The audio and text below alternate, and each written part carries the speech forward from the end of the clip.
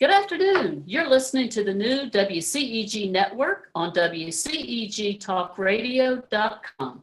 Click your live stream tab or watch us live on your smart TV, YouTube, WCEG Network. I am Celeste Giordano, your show host, along with our special co-host, Carol Dockum from Beautiful Faces Going Places, and you're watching Global Legacy and Wealth Building for the next hour. We're the worldwide community empowerment group where we speak life into the community. Like us on Facebook, follow us on Twitter, and on Instagram at WCEG_talk_radio and at WCEG Network. Last but not least, our disclaimer: the topics and opinions are those of the show host and guest and not WCEG Network. Thank you for your continued support. And hello, Miss Carol Dockum and Kay Fittis. How are you today? Marvelous. Great. Good. Well, wonderful. I am so glad to host Kay Fittis here, and I am so appreciative, Carol, that you were able to co-host today with Sarah Poe. She's a CPA and a tax season deadline, and she has just been overwhelmed, which is a good thing. And so we are just very appreciative, Carol, that you could join me today to show and entertain Kay Fittis here with High Heel Success.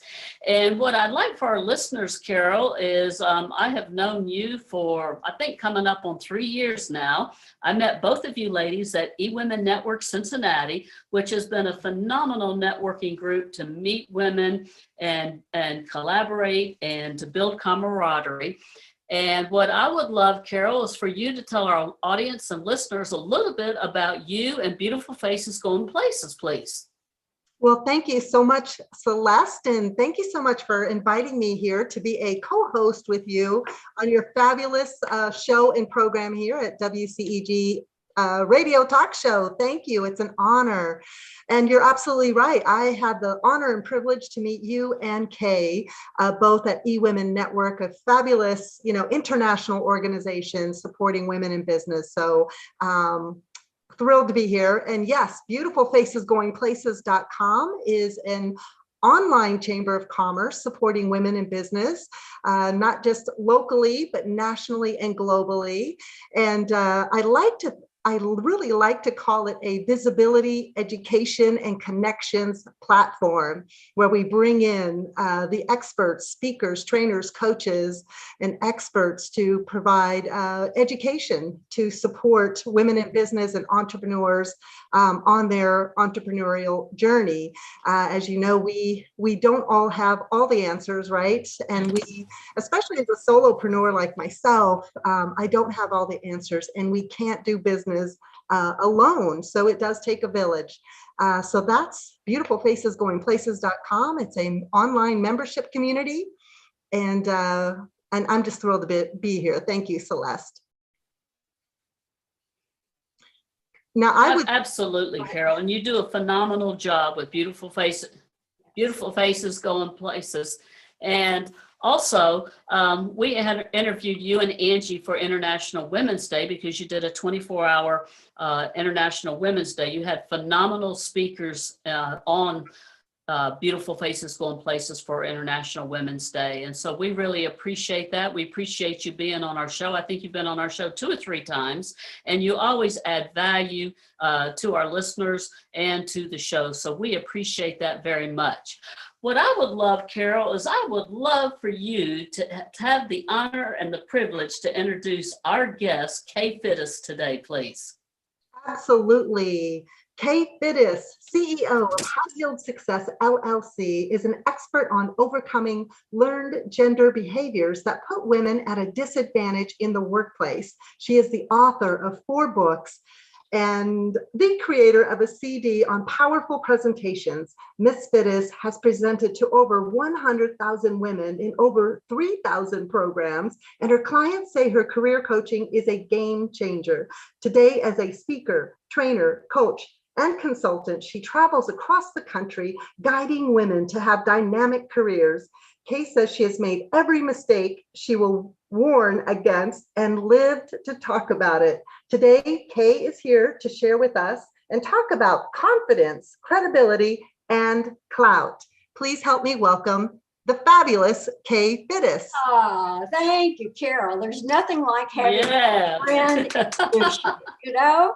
And the good news is she didn't give the behind the scenes part that's not so flattering. So thank you for that too, Carol. I appreciate it.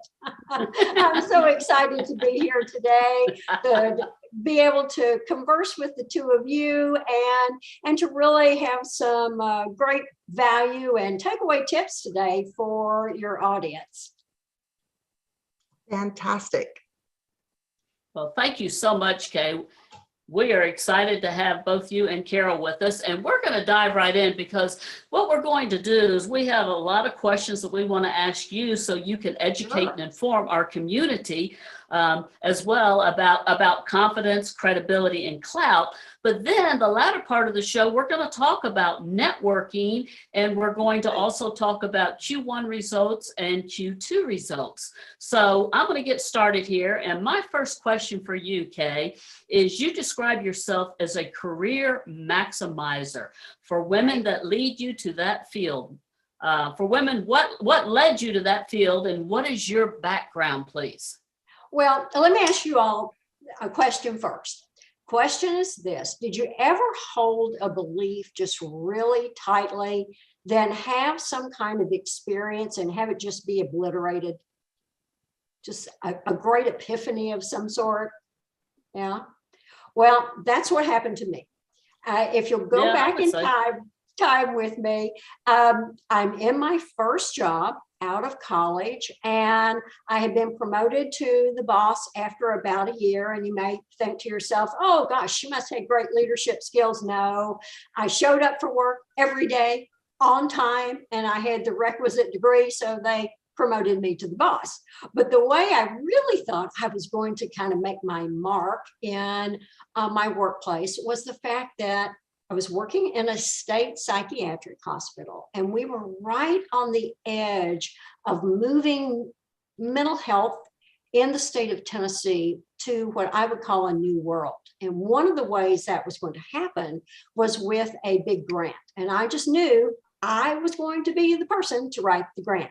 The day came for our boss to make the big announcement about who was going to get that honor. And I was just ready to stand up, you know, like they do at the Academy Awards. And thankfully I didn't, because he said the person to lead this hospital into the new world and write this grant is Dennis Alexander. And as I sat, you know, kind of back in my chair, stunned, I thought, what the heck? Quite frankly, I'm here early every day. I leave late every night. I'm hardworking. I'm dedicated. I'm devoted to these patients. But the one thing he had that I did not was a true relationship with the boss. He had a standing golf date on a weekly basis with the boss. And I had my first real workplace epiphany that it's really more about relationships.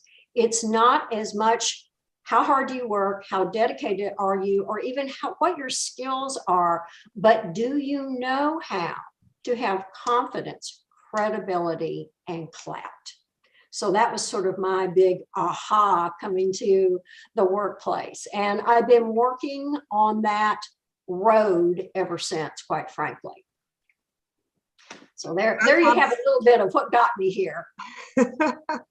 I absolutely love that. And I love that you talked about relationships. It is so important, right? Is to establish those relationships. It is key. Within the workplace and, you know, personally as well. So, yep.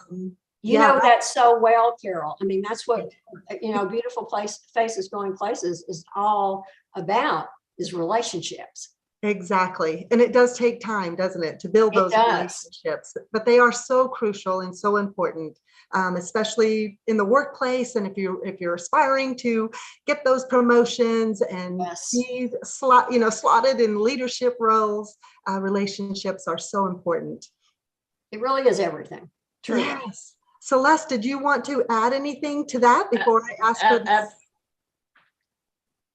No, absolutely. I concur with what Kay said as well as you. We all know the importance of building relationships, collaborations, camaraderie. And at CelesteGiordano.com, that's one of the things as we talk about lead generation, building relationships and accountability. And, you know, being in the community, it's so important as a business entrepreneur, not only to have relationships with your superiors or your co-workers, but to have relationships with organizations in your community. People like to do business with people that are giving back and serving. Absolutely. You know, it's that interwovenness of life that we really can't separate our career and our personal life without it doing damage to both. Yeah, absolutely. Well, I would love to hear. You know, I couldn't agree with you more. Yeah, absolutely. No. I was just going to say that, you know,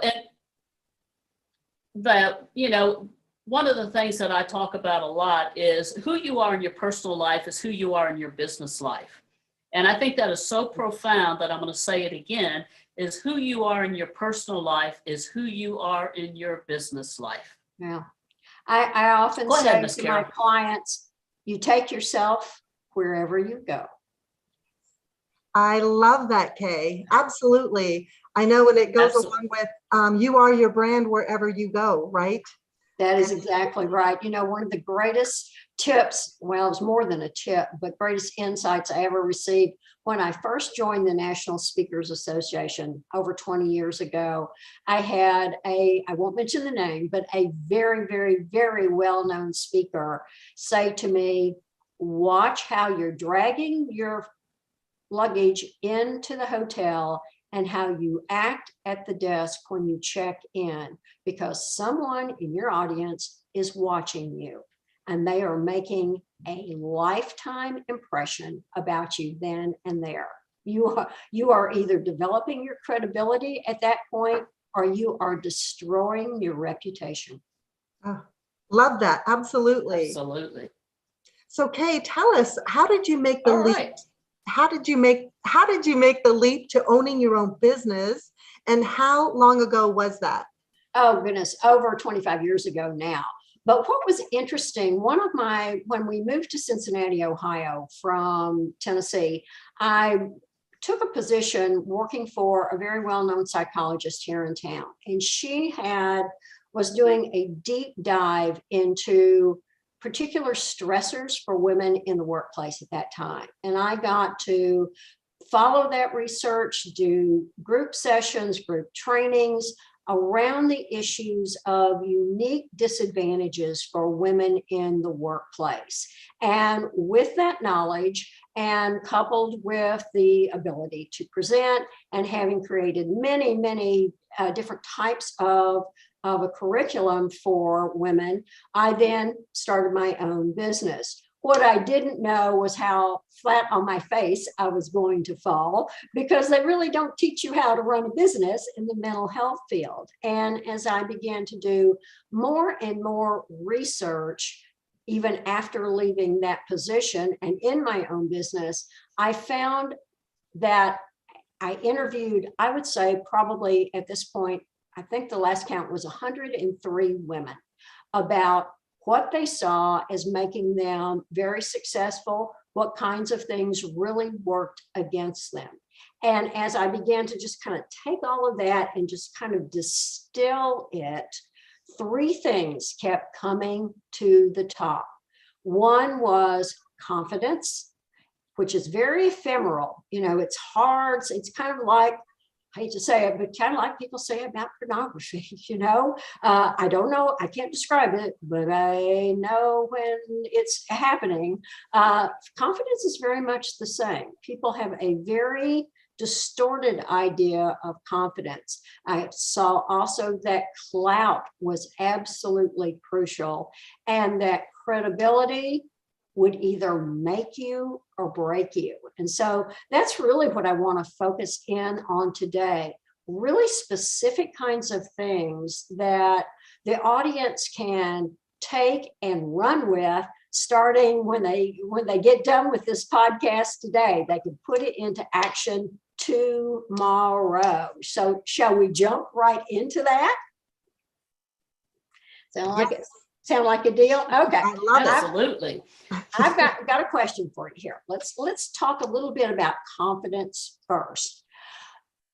Very likely, I won't even ask it this way. I will announce Celeste and Carol both are very confident women. There is no doubt about it. However, they probably never ask anyone, do I have the right to do what I do? Now that you may go, what? I don't understand what you're talking about. I know, because I know Carol now and I know Celeste, and I know things do not stop them. They get more and more confidence from doing.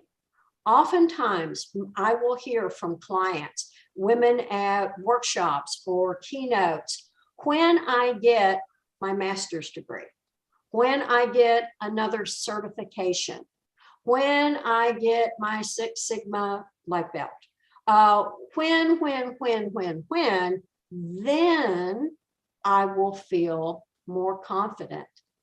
And I have really bad news for them. That is not the way confidence comes about. Would you both agree with that? I totally agree. And I never would have thought of it.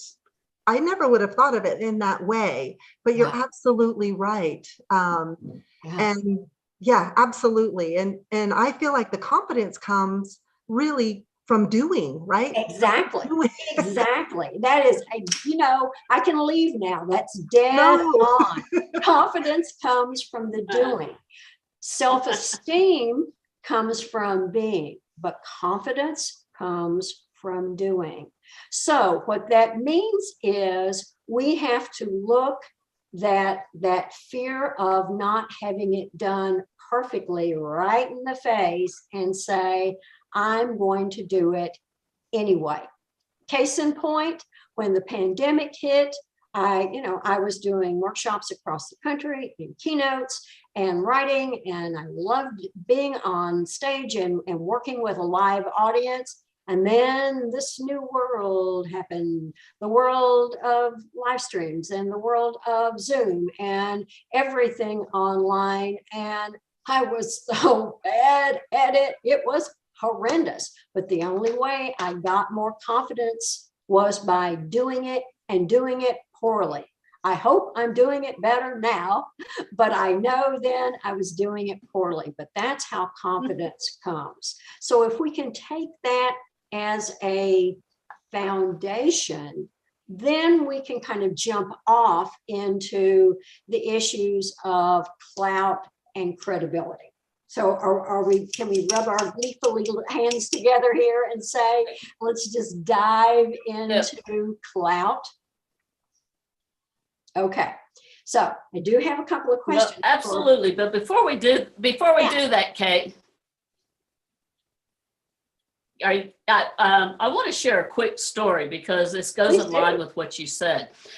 2 years ago when the pandemic hit, and I was going to be a guest speaker at Beautiful Faces Going Places. I think it was like March 16th or something. I remember this day like it was tomorrow. And it was going to be an in-person event up in Cincinnati. I drove the day before from Atlanta to Cincinnati, and I get there, and Carol says, we've got a little challenge here. We're going to do this via Zoom. Well, guess what, ladies and gentlemen? I had never done a Zoom. And it's like, really? So how does this go? How do we do this? And I was a nervous wreck, wasn't I, Carol? I was really freaking out over this at the last minute. You were, and so was I. But we made it through it, and we did it via Zoom. We did. Yes. And I bet when you got off of there that day, you felt like $1 million, even if it wasn't perfect. Yes, exactly. I wanted to share that same Oh, story, Celeste. absolutely. Yes, because the pandemic had just happened and we were in shutdown or lockdown, and we thought, oh my gosh, we have this lunch and learn networking event already on the schedule. You know, it's scheduled, people are attending, and you were driving down, had driven down to be our speaker presenter. And I made that phone call saying, Celeste, we're going to have to pivot, right? And do this virtually. And guess what? I've never done it myself. That was the word. Yes, pivot. That was the word then. Yeah. And we did it, right? And it was amazing. Yeah. And out of that came confidence about doing virtual programming. So if we can take this and we can pull it together for your audience, it is critical that you start keeping a log of every one of these new steps that you do, regardless of how imperfect it is, because on the days that you are feeling a little shaky, and there will be days like that, it doesn't matter how long you're in the workplace, but ultimately you have your very own history book about yourself and everything that you have done beforehand. It is in that knowledge and that experience that then you go ahead and do the next thing that you feel shaky about and build even more confidence. Absolutely. And thank you for that. Our next question, Kay, is how do you deliver your benefits to your clients, since we're talking about that? Well, I tell you what, let me describe a little bit of not only how I do it, but what I do. And this isn't just for my clients. This is for anyone on this audience today. So I have 6 P's that I really focus on with clients. It is power personal esteem, excuse me, power professional esteem, power verbal and nonverbal language, power presentations, as in whether it's Zoom, just like this, or it is with 5,000 of your most intimate colleagues at a conference, once we're really out there doing it again. And then finally, power personal packaging. So everything falls under that umbrella. My books fall under that umbrella, my coaching, my keynotes, my corporate trainings, everything is under that. And one of the skill sets that I work with clients on and do keynotes in regard to is Clout. This is so critical for women. Clout is that ability to influence and persuade, and it really goes hand in hand with power. Because you heard, every one of my P's starts with the word power. Power. That's very intentional, because many women, certainly not all, but many women have a very uncomfortable, if not sad, relationship with power. They have a very negative sense of power because there is some history there, isn't there?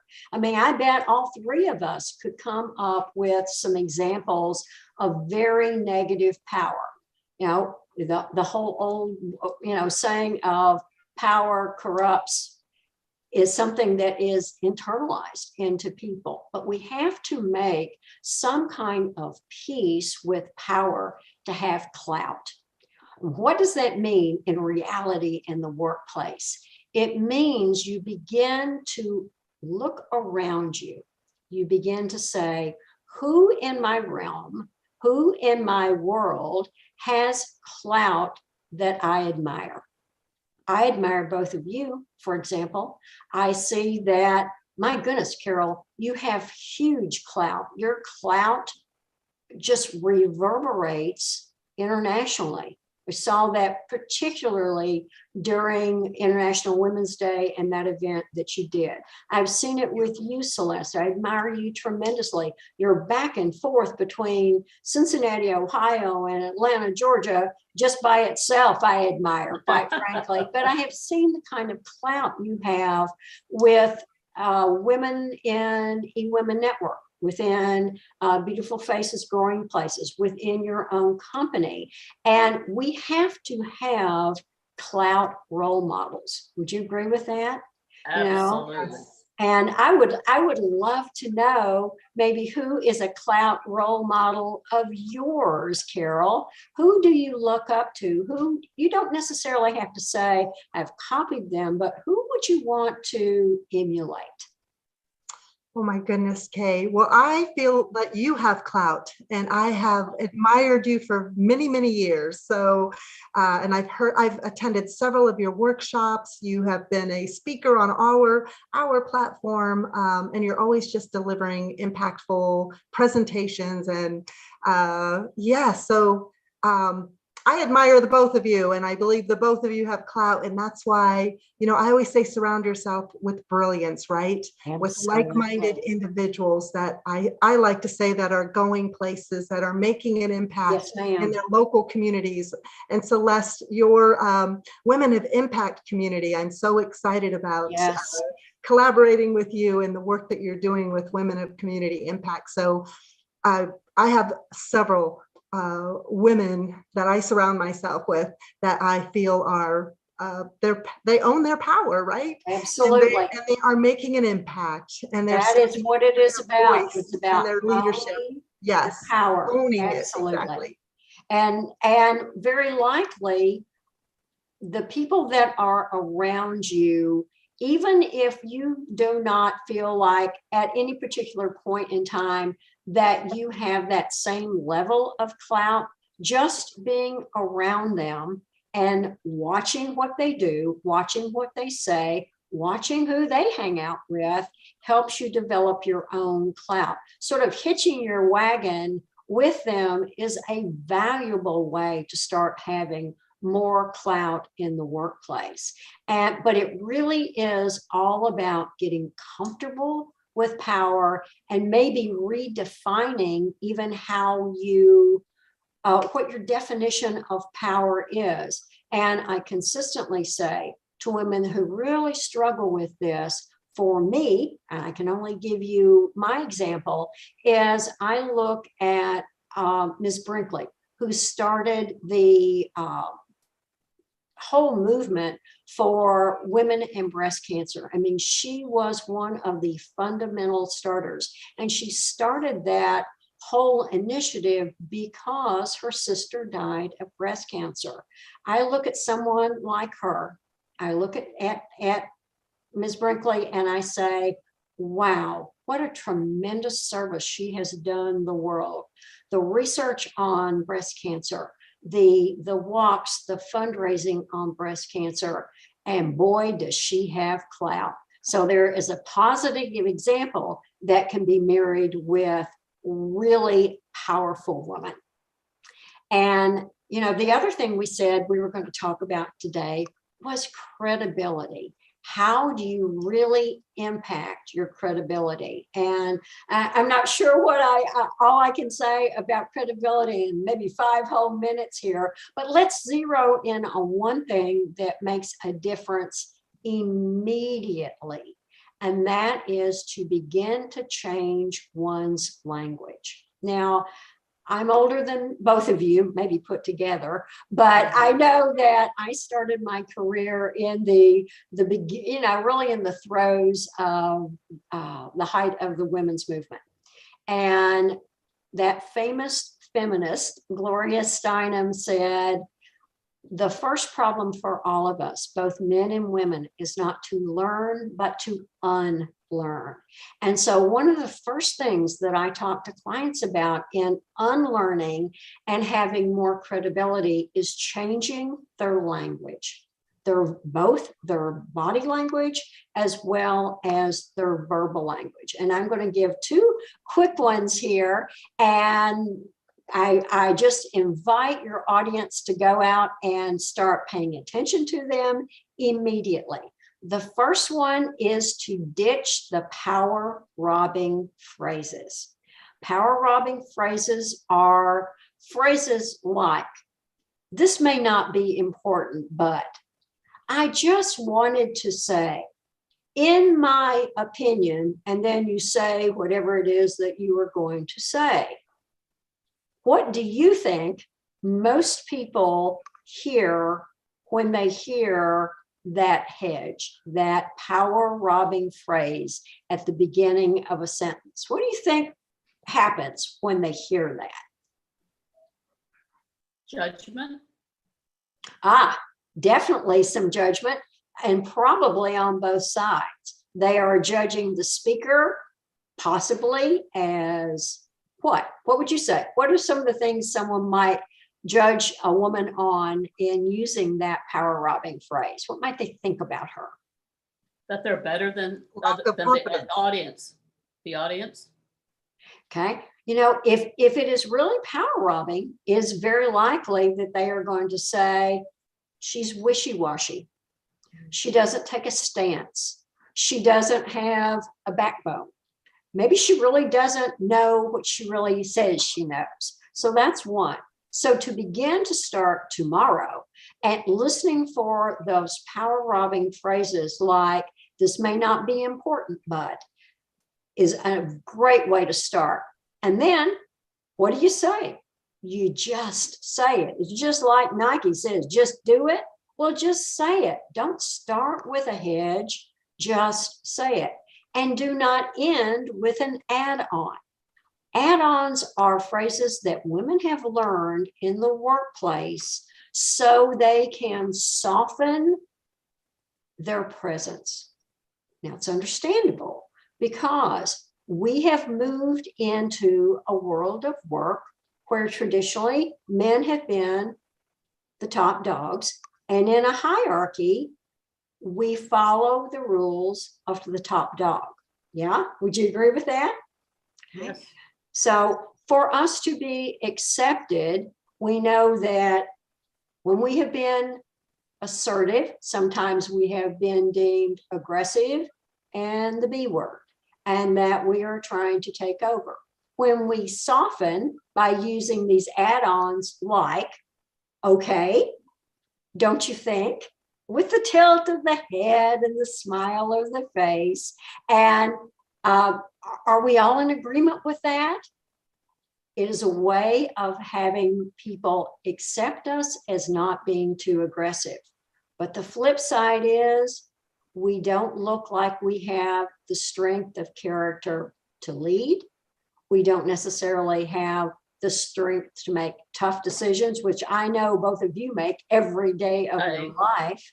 And what would be one other thing you would say someone might assume about you if you use one of these really power-robbing phrases in your business? What do you think? Go ahead, Miss Add on Carol. in particular. What was that, Celeste? I say, go ahead, Miss Carol. Yeah, that I don't have a backbone, right? And I can't make decisions on my own, and that maybe I'm not in charge or I'm not the leader. I'm assuming the role, but I would think that that would be the impression that I would be making. And I would agree with you 100%. It sounds like such a drop in the bucket. Like, how can something as simple as a phrase at the beginning of a sentence and a phrase at the end of a sentence really destroy our credibility? By itself, it won't. But if we really want to heighten our credibility, we will pay attention to our language. We will go about broadcasting, not in an obnoxious way, but letting people know our successes in the workplace. We will go about paying particular attention to what did I do this week that really was successful, and letting someone know. If you're in corporate America, it may be sending an email to your boss about a success you had with a client. If it's in your own business, maybe it's something a success you've had with a client that you'll put on social media. Maybe you'll write an article for LinkedIn. Maybe you'll get on a podcast like this, and that will raise your credibility. But if you will stay tuned to raising your credibility, raising your clout, and raising your confidence, I can just about guarantee you, as a woman in the workplace, that you will have a stronger, greater advantage than you did yesterday. And if you're a man in the workplace, you're not left out here, because if you can be our ally, if you can cheer us on when we begin to change some of these behaviors, encourage us, as well as if others really are distracting or putting us down for that behavior, stand up for us, be our champion, and you will retain some of the best and brightest in your workplace.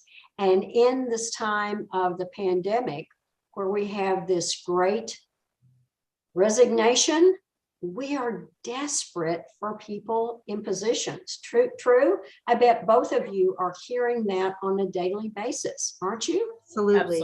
Absolutely. Yeah, we've got to retain the best and the brightest. That's it. That's it. So, Carol and Kay, I have a question for you, because Kay, I was just listening to what you were saying, and it made me think of something. Carol with Beautiful Faces Going Places, she has private Facebook groups, and I'm sure she's a member of different organizations that she's in private Facebook groups, whether it be LinkedIn, Facebook, whatever. And same thing with us. And as a business coach, Kay, I'm sure you probably have a private group with your clients. And so I never looked at this. I did this thing called Success and Celebration. And it's like pulling teeth sometimes to get these clients to talk about a success or celebration. And I never looked at it that really is the credibility and the clout, because that's what I'm really trying to bring out in them, is the credibility and the clout, not for that you're bragging on yourself, but for people to see, that you do have credibility, you do have clout, because they lack confidence, because that's one of the things that I teach is confidence. And this is also to instill the confidence. But I have the darndest time sometimes with getting people to communicate and improve about that. Absolutely. One of my favorite quotes in the whole world is from Will Rogers, who said, "If you done it, it ain't bragging." And, I think often we need that kind of nudge into doing three things: credit acceptance, when someone gives us a compliment, some kind of credit, an accolade, to do it with grace and aplomb.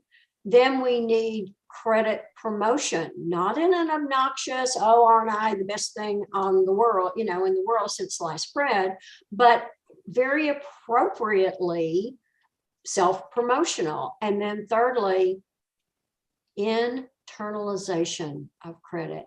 If we do not let that sense of credit and value into our soul and really hold on to it and say, yeah, that is me, we lose all of the ability to have the confidence. And here we go round and round again.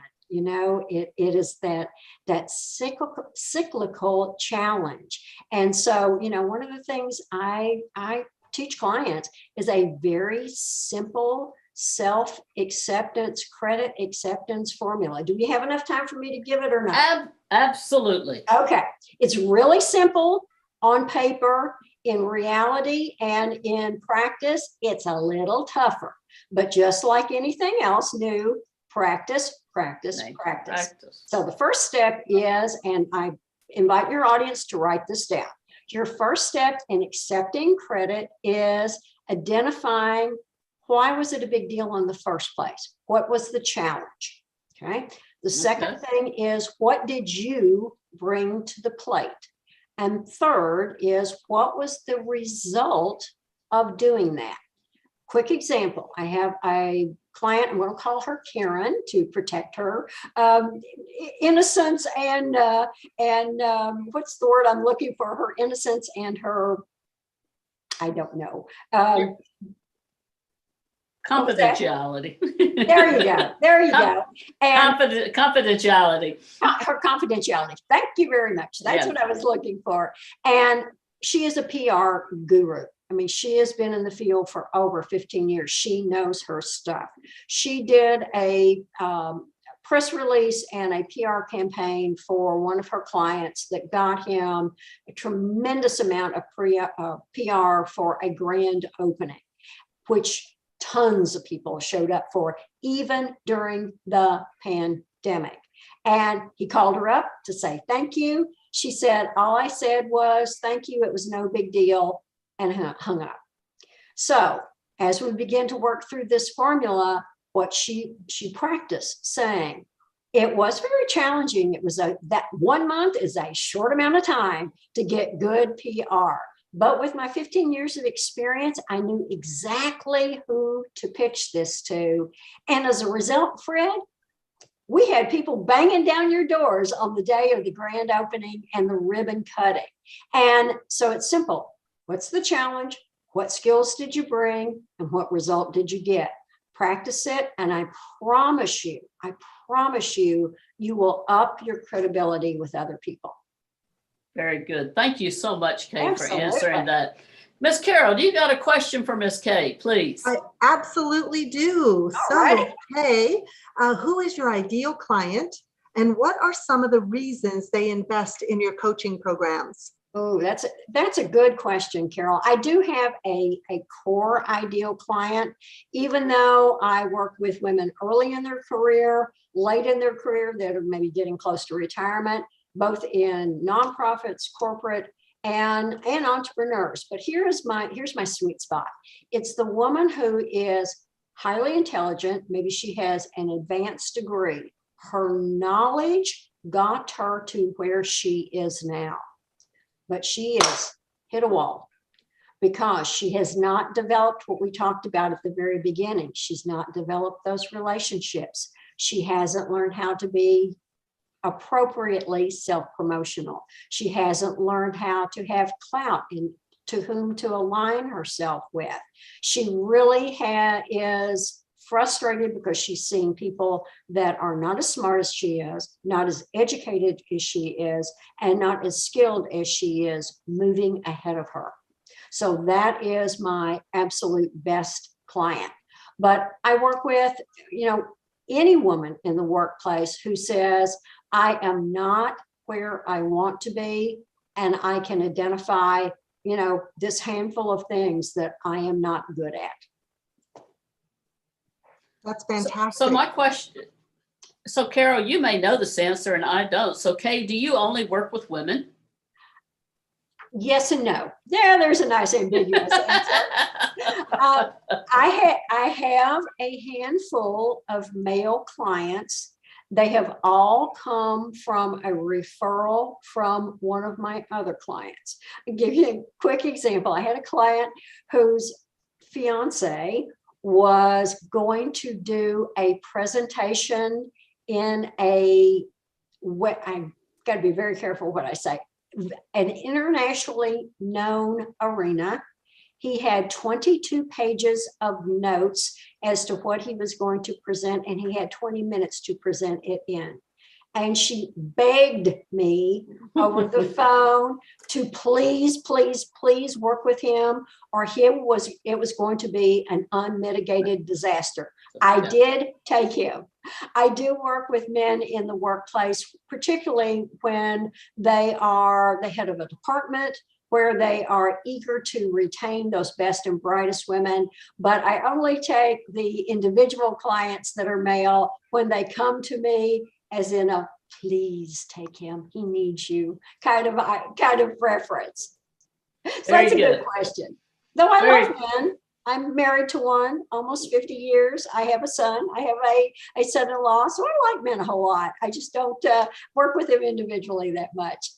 Okay, well, that's good to know. I did not know that answer. So what is the typical outcome of working with you individually? That's a good one. To be very specific, I see women getting promotions that they were not getting previously. I've got one client right now who was doing all the work of the new leadership role she had been promised, but she did not have the title and she did not have the salary. So we worked very diligently to align what she was doing with the salary and with the title. So I see a lot of promotions. I also see women's salary going up. They're already doing the work, but two things are not happening. Either they're not negotiating the salary very well, or even before that, they are not asking. They are not asking. They are waiting until they think the right time has come. And you know what? 9 times out of 10, the right time does not show up. So I see a lot of promotions. I see a lot of increase in salary, but I also see women getting things that are harder to find, like a better moving to a new position with a culture that better fits them, and moving to a culture where they feel that sense of respect. They are being valued and they are doing what they were meant to do. You know, so their skills and their job title and what they do every day is really married together. So that's typically what I see. Okay, very good. Carol, we have about 14 minutes, or excuse me, about 14 minutes. So Carol, do you have a question? I do. So what shifts are you seeing with your clients because of the pandemic and what we've all experienced the past 2 years? I'll just be quite frank with you. I'm frightened. I'll be more real than that. I'm scared to death. Before the pandemic, the numbers were not good. Now, the most recent Time article says it is going to take 135.6 years for women to reach pay equity in the workplace. Oh, you ain't living another 136.5 years. You know, my daughter won't live that long. My granddaughter won't live that long. I'm frightened. So that means that we have to do everything possible that we as individuals have control over. And I strongly believe that confidence, credibility, and clout is something we can control. So I hope I'm wrong. You know, I hope time is wrong. I hope it won't take 130 plus years to reach equity, but we've got to be doing more to train, to educate women in the workplace, just as both of you do every day in your careers. We have to be doing more. Absolutely. And that's a very good question. And Carol, you know, I would love to ask that question to you. What shifts are you seeing with the pandemic?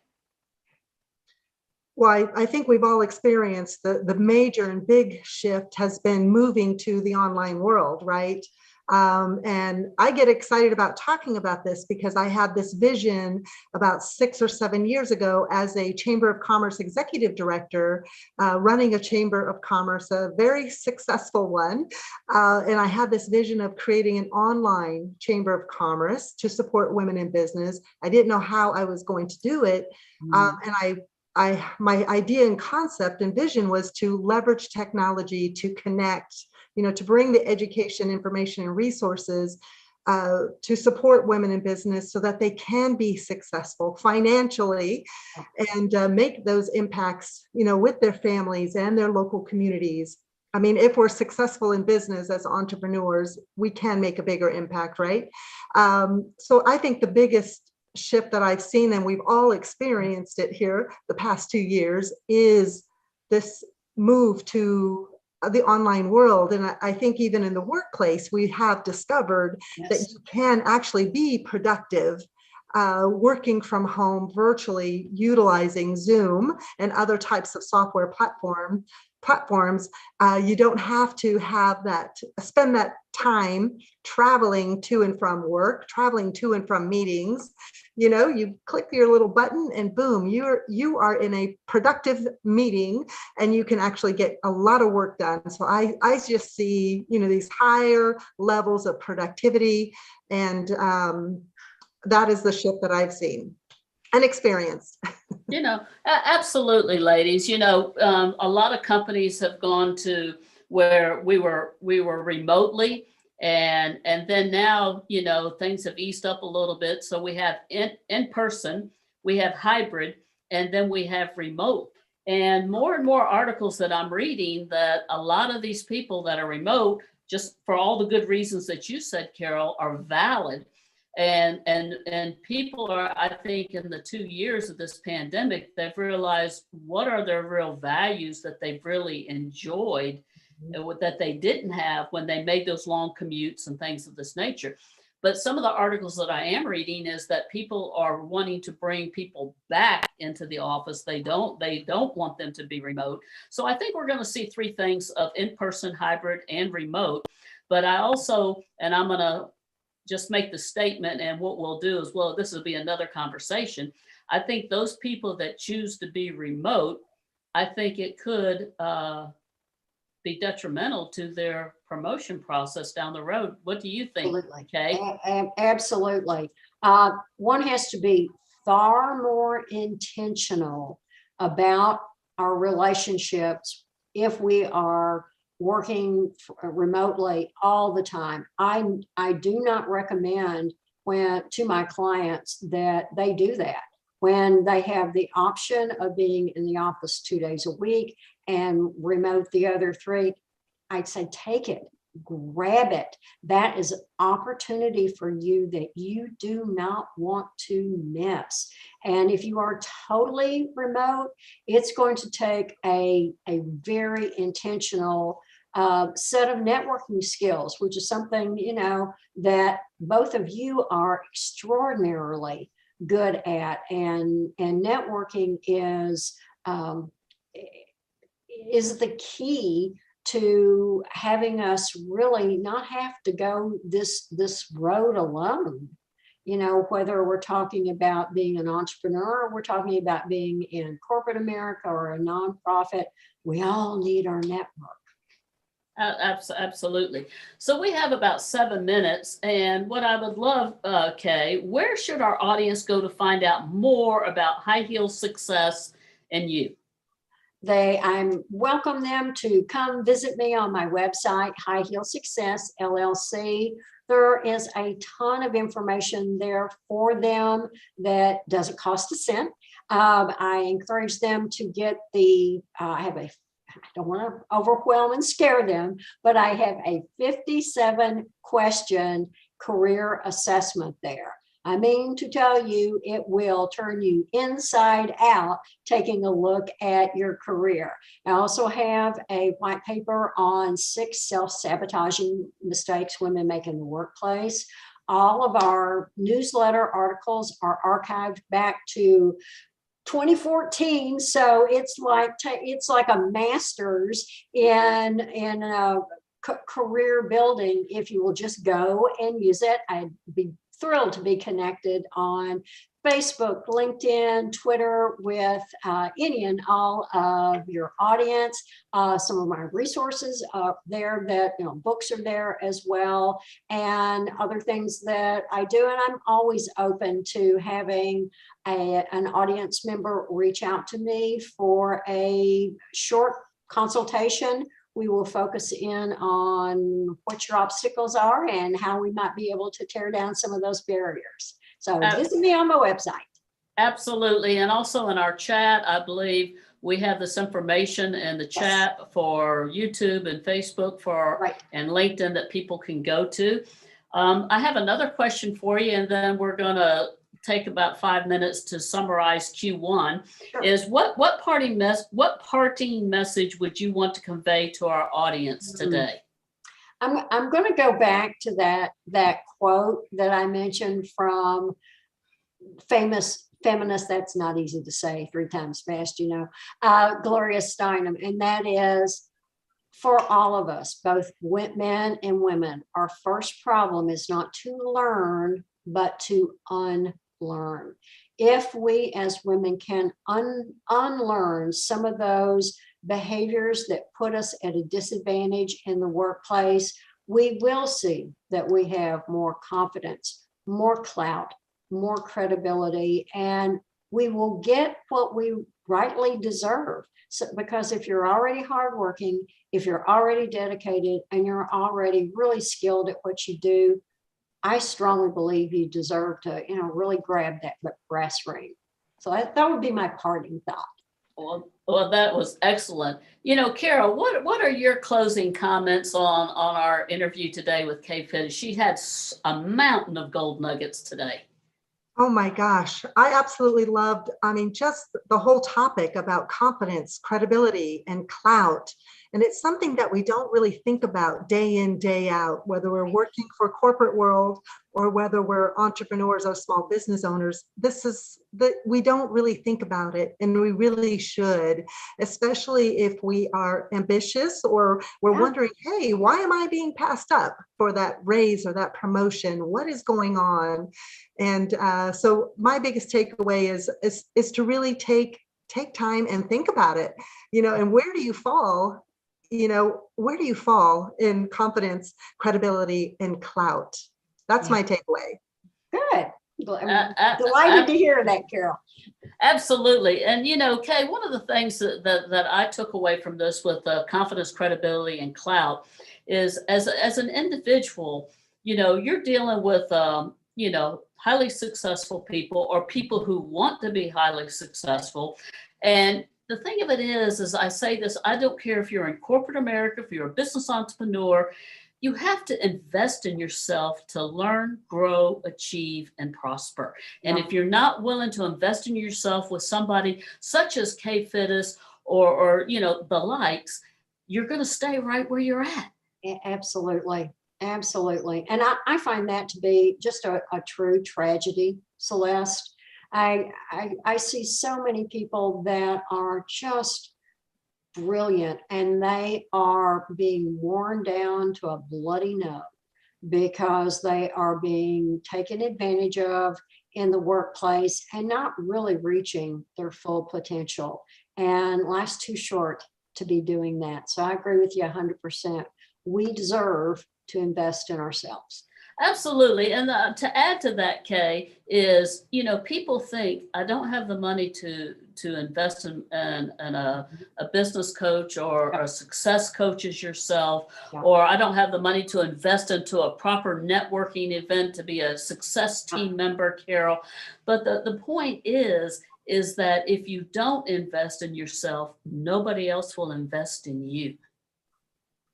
You couldn't have said it better, Celeste. I mean, that really wraps it up, and I do my level best to make, my services as, I do payment plans and that sort of thing. So people can make it happen. I don't want people not paying their mortgage because they're investing in training and coaching.